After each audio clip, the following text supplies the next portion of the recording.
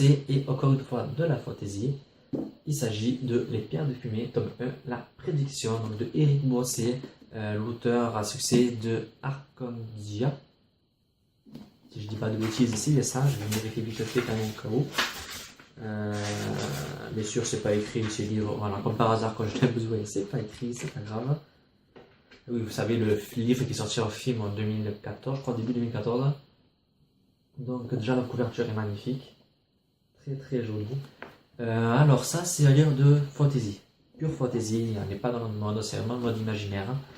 Vous voyez aussi le petit marque-page, petit aparté. Donc c'est l'histoire de jumeaux, Liam et Elia, qui vont se retrouver séparés. La sœur Elia va se retrouver kidnappée par des hommes lézards, des lézards humanoïdes qui s'appellent les Roumajades. Je pense qu'on dit comme ça, je sais pas. Elle va se retrouver enlevée et se retrouver dans une espèce d'autre monde. Pendant ce temps, son frère va être pris par une étrange personne qui est aveugle mais qui arrive à voir, qui sait plus de choses que Liam ne le pense. Il va se retrouver avec lui, il va suivre une espèce d'apprentissage pour devenir comme cette mystérieuse personne. Il ne sait pas vraiment ce qu'il va devenir en fait, c'est vrai qu'on ne sait pas beaucoup de choses.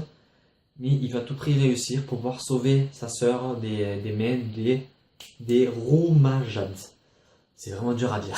Parce que c'est bien de découvrir soi-même, je ne vais pas vous dire trop de choses dessus, parce que c'est quand même assez complet, il y a beaucoup de choses, le livre quand même est assez épais, il fait 400 pages, non 420 pages. Je vous laisse le plaisir de découvrir tous les personnages secondaires, car il y en a pas mal, ils sont vraiment sympas.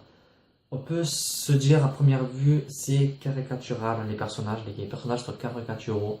Il y a la petite méchante, il y a la fille qui se croit belle et qui se croit surpuissante. Il y a le type qui est coq, qui est méchant, il n'y a plus rien à y faire. Oui, c'est comme ça.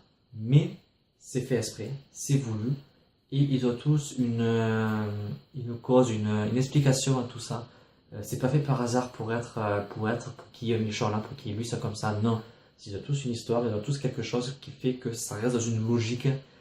Et ça reste dans la logique de l'univers et ça plombe pas la lecture en fait, ça gêne pas, c'est pas gênant du tout. C'est vraiment un livre que j'ai beaucoup aimé. Le style d'écriture est peut-être un peu compliqué, pas dans le sens il y a un passage descriptif de 10 pages, non, mais dans les termes, etc. C'est plus pour jeune adulte que jeunesse en fait. Bon, donc au début c'est de la fantasy, donc je ne recommanderais pas ça forcément pour les plus jeunes. Donc à partir de 15-16 ans à peu près, c'est pour moi le bon âge pour pouvoir le lire.